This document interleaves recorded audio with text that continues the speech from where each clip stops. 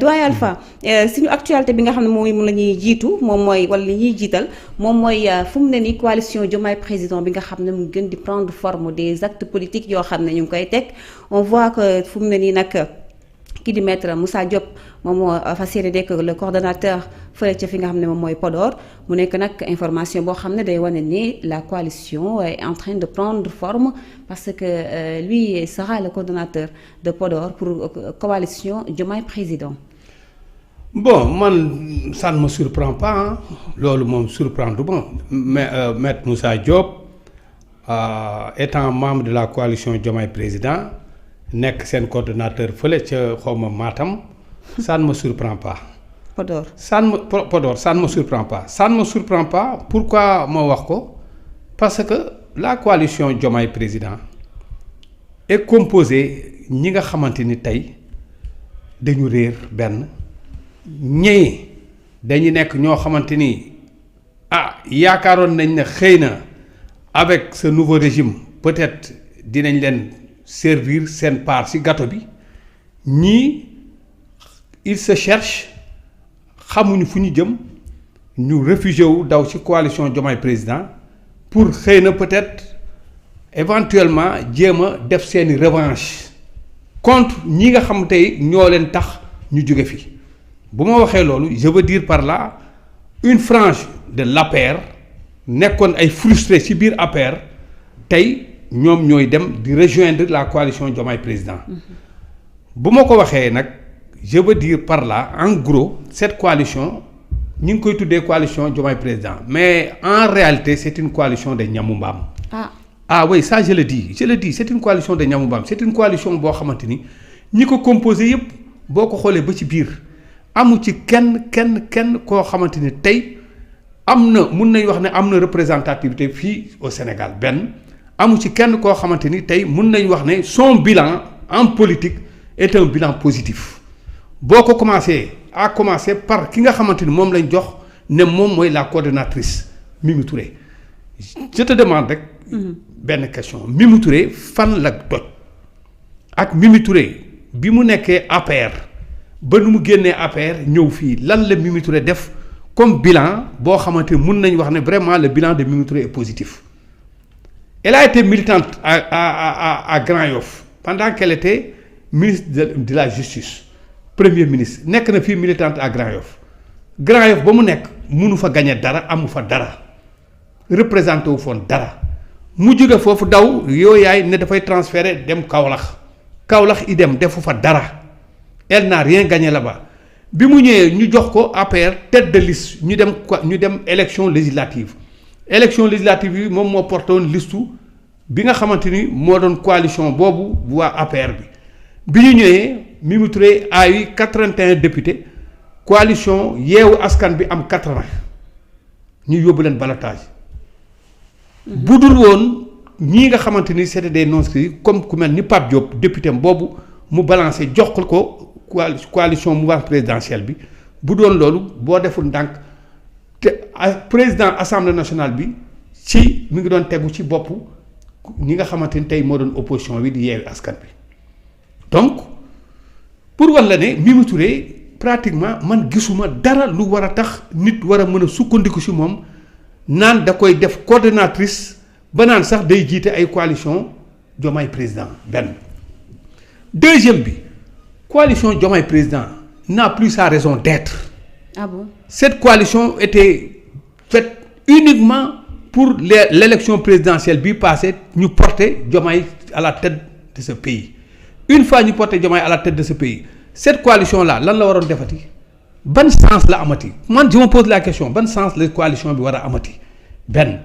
Alors li ma mën a comprendre moo doon après la coalition Diomaye président une fois élu une fois accédé au pouvoir on devait au moins jéem a xoolaat nan la ñuy restructurer encore seen ànd boobu jéem a xool ban forme lañ koy defaraatee nan lañ koy defaraat parfairaat ko xëy na sax tuddee ko leneen mais coalition Diomaye président non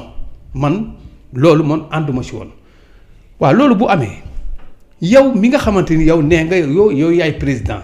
yow mi nga xamante ni ñi la porté au pouvoir mooy sa parti di Pastef yow mi nga xam ne ñi la porté au pouvoir dafa am ñoo xamante ni dañuy ànd ak Pastef dem élection présidentielle gagné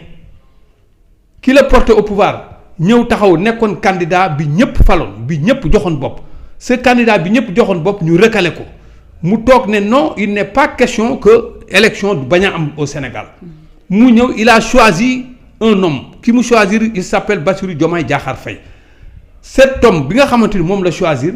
ànd ak moom battre campagne ak moom ànd ak moom def lu nekk demander à tous les militants et tous sympathisants ak képp koo xamante ni électeur nga fii ci Sénégal bu ngeen bëggee un changement votez pour cet homme moo ma gën a jub parce que nag bu ñu fàttee campagne bi lépp fii la ñu fekk les discours yi gars yi doon tenir ci campagne bi lépp fii la ñu fekk xam nga. alors pendant des jours ñu battre campagne jours yi ñu battre campagne des jours des nuits et des nuits ku nekk ñu battre campagne lépp pour Bassirou Diomaye Faye mu accéder au pouvoir ñëw yow sa Bassirou Diomaye Faye kii accéder au pouvoir amul dara lu muy fay askanu Sénégal lu dul ëlbatiku ne dafay def face ak ñi nga xamante ni tey ñoo ko porté au pouvoir man c'est la question que je me pose à chaque fois lan moo war a mën a indi loolu ba le président l'actuel président ñëw taxaw ne dafay def face ak ñi nga xam ñoo ko porté au pouvoir je dis face ak ñi ko porté au pouvoir pourquoi je dis face ak ñi ko porté au pouvoir mooy mënuma comprendre yow une fois nga ñëw au pouvoir nga démissionner de ton poste parce que yéen a ko waxoon ku ñëw nekk président il démissionne de son poste bi nga xam moom la yoroon ci au sein du parti mais tu restes toujours membre de Pastef. Tu es membre de Pastef. Pastef a un siège. Pastef est un parti. Tu fais partie d'un parti. Le parti est dirigé par Ousmane Sonko dont yow mi nga xamante ni qui était le secrétaire général yaa retourné démissionné d'un poste de secrétaire général ëlbatiku nekk un militant simple de Pastef. ba fii may wax ni tu n'as pas démissionné musuloo démissionné guloo ba léegi mais comment ce monsieur se permet en tant que président ñëw ne dafay ñëwaat fii dafay génnee ki nga xamante ni moom moo nekkoon coordinateur su Diomaye président sur la base que ne dañuy restructurer encore Diomaye bi nga ñëw indi keneen teg ko à sa place alors que yow tu n'avais pas les prérogatives pour mën a démettre di teg keneen sax amoo ko d'abord texte yi mayu la ko li nga xamante ni moo composé woon Diomaye président mayu la ko nga def ko malgré tout ça nga imposé wu def ko ñun la déet di la rappeler à l'ordre nga bañ dëgër bañ bi mooy xëy na waxuloo ci baat ba ñëpp dégg kenn déggu la ci baat waxuloo mais quand même waxuloo mais tu poses des actes yoo xamante ni mooy wane ne que ne yow mi waxoo sa gémmiñ d'accord mais actes yi ngay poser yaa ngi wax parce que quand on crée un bu ñu indee siège ubbi siège teg ko ci wetu fa nga xamante ni foofu la Pastef am siège couleur bi changé na jël bopp nit ki nga xamante ni mooy Diomaye président Diomaye teg ko ci bopp ba jël kenn def ko coordinatrice demander à ce que ñuy massifier wu le moment di ko def kooku même boo waxul di poser ay actes nit ñi xam nañ ne waxuloo mais li ngay def moog wax ak yem benn la c'est la même chose te loolu lay def actuellement nii donc bu ñu ñëw tey ba ñu dem fële ne Maître Moussa Diop moom mooy coordonnateur u fële à Podor Diomaye président tout le monde sait que Maître Moussa Diop il se cherche benn tout le monde sait que Maître Moussa Diop c'est quelqu'un boo xamante ni hormis sax politique bi nga xam si la dugg c'est quelqu'un boo xamante ni mer ngemb lay def mer ngemb et puis li ma gën a metti ci moom il a une haine viscérale envers Ousmane Sonko et man politique bu fekkee dañu nar a dem ba ay haine di ci am man xamatuma loolu ban façon politique la te loolu nag mi ngi commencé bëgg a bëri fii ci réew mi ngi bëgg a bëri benn acteur politique boo xamante ni dafa opter pour def politique en optant pour faire de la politique mu jural ko lu nekk mu jural ko ñu dàq ko ci liggéeyukaayam bi nga xamante ni moom moo ko xeexal boppam ay waajuram ñoo ko fayal mu jàngi fa jàngi jotee ay waajuram ñoo ko fayal mu dem def examen ba examen jotee mu ñëw il est sorti brillant génn haut la main ci concours bi nga xam moom la doon def ëlbatiku nekk inspecteur des impôts di liggéeyam taxaw ne man maa ngi défier quiconque bu fekkee nit mus na taxaw germa wala bu fekkee nit mus na taxaw wax ak man ba jéem ma convaincre wala quoi que ce soit sur loo xamante ni naka sudul noonu sama liggéey na ko wax ba fii ñuy wax ne kenn waxu ko waaw mu taxaw di dénoncer les pratiques yi nga xamante ni moo am au sein même de l'administration te jaaduwul yoon jaaduwul di ko dénoncer sur la base de ça ngeen jël ko dàq ko liggéeyam xañ ko njabootam xañ ko salaire am bi nga xamante ni moo ko yelloo xañ ko léppam waaw mais parlons de ça d'abord avant que ñuy wax leneen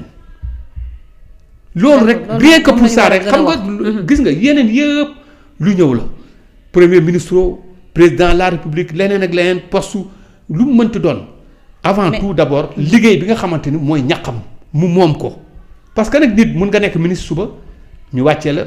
tu retournes à ton travail mun nga nekk président de la république suba ñu wàccee la nga retourner sa liggéey bi nga xam moom moo la doon jox xaalis mun nga retourner loolu mooy li nga xamante ni tey moom mooy sa li nga xam moom la la yàlla sédd leneen li si des wërsëg rek buy egsi si yow waaw loolu bu ñu la ko xañee xañ ko sa njaboot ba pare teg si di la persécuter tout le monde di ko gis tëj la fii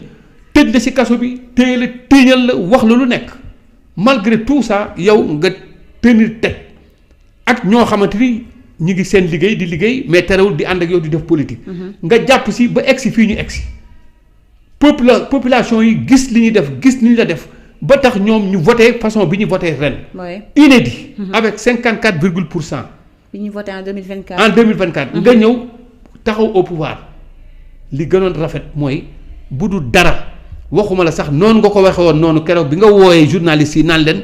kii bu ma ko amee comme premier ministre waxuma sax muy lor ñëpp fauteuil bi na ko joxoñ na ko ne jàkk waay ngir yàlla xanaa nga war a mën a doxee loolu nga doxee ne ko ne jàkk fauteuil bi mu war la mën a gestu boo bëggee jaar tegg yoon mun la kaay tegg ñëwaat tegatul ci yoon bi nga ànd ak moom nga defuloo ko mais non tu poses des actes yoo xamante ni soit da nga koy jéem a ridiculiser wala boog da ngay jéem a def loo xamante ni yaa ngi wan nit ñi que ne yow tu as d'autres agendas dévoile-toi benn yoon mu jeex maître Moussa Diop ñii c'est des gens yoo xamante ni tey dañuy faral di wax ne langue noonu tuut parce que ku mer dana ci wàll yi loolu moo dal maître Moussa Diop bokkoon na fenn mer na gis na ne la ñu wax y'a rien loo xamante ni moom peut-être suba du intérêt mer na dem làgg ji nekkoon na ci biir Pastef foofu nekkoon na biir foofu dem na wàll ji loolu rek la du dara mais nag yii yëpp ma lay wax l'histoire mi ngi fi l'histoire retiendra. gis nga ne am na ay chance Podor. waaye xoolal chance yu ndaw ya mu amoon sax Podor doon ko kii da koy ñàkk maa la wax parce que gis nga nit nag après tout gis nga population Sénégal bi injustice bëgguñu ko benn population Sénégal bi quoi qu'on puisse dire ils savent voter ils savent donner wàcce une décision le moment venu te xam nañ luy dëgg ak lu dul dëgg. d'accord xam nañu ki nga xamante ni c'est un opportuniste ak ku dul opportuniste un opportuniste mënta weesu yow tey yaa ngi woon ci benn parti bi ñuy wax APR taxaw ci fës ci rëkk kan moo fi waxoon fii ne autoroute Ila Touba bi waroon nañ def autoroute Ila xawma lan Matam ku ko fi waxoon. kan moo fi taxoon doon défendre Macky Sall. bec et ongle ku ko fi waxoon. waaw comment tu peux taxaw doon défendre Macky Sall bec et ongle tey nga dem ba ci biir parce que am nga problème ak Macky Sall nga retiré wu bàyyi ko ñëw ne yow da ngay lonku ci Diomaye président jeex ñu accéder au pouvoir nga yaakaar ne yow da nga waroon am poste xëy na joxuñu la poste nga retourné ñëw taxaw commencé di xas ñi nga yaakaar ne def nga ne ñooñu ñoo la xañ poste bi nga taxaw jëloo ko mais c'est vrai s'il s'agit en pleine campagne électorale yow Ousmane Sonko taxaw wax ne écoutez on a une coalition am na ay alliés yoo xam ànd nañ ak ñun mais bis bu ñu gagné une fois arrivé au pouvoir bu kenn yaakaar ne partage gâteau mooy am bu ko kenn yaakaar ça il l'a dit bien avant. tout à fait il l'a dit bien avant alors donc Ousmane n'a jamais varié dans si ay position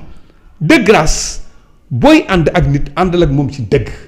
et puis c'est un parti boo xam dès le départ dañuy wax ne don de soi pour la patrie. ok le fait de dire don de soi pour la patrie saa yi bu fekkee yow doo ci gis sa bopp mieux vaut nga écarté wu dem ba avant que muy trop tard. lii ngay def nii ne crois pas que sénégalais yi mun ngeen leen nax ci seen façon politique yi dafa xew yi politique yi ngeen def nii xewi na c'est malheureux les populations benn moment rek la ñu am mooy moment bi nga xam ne dañu war a dem élection le moment venu les populations vont encore se déterminer wanewaat ne leen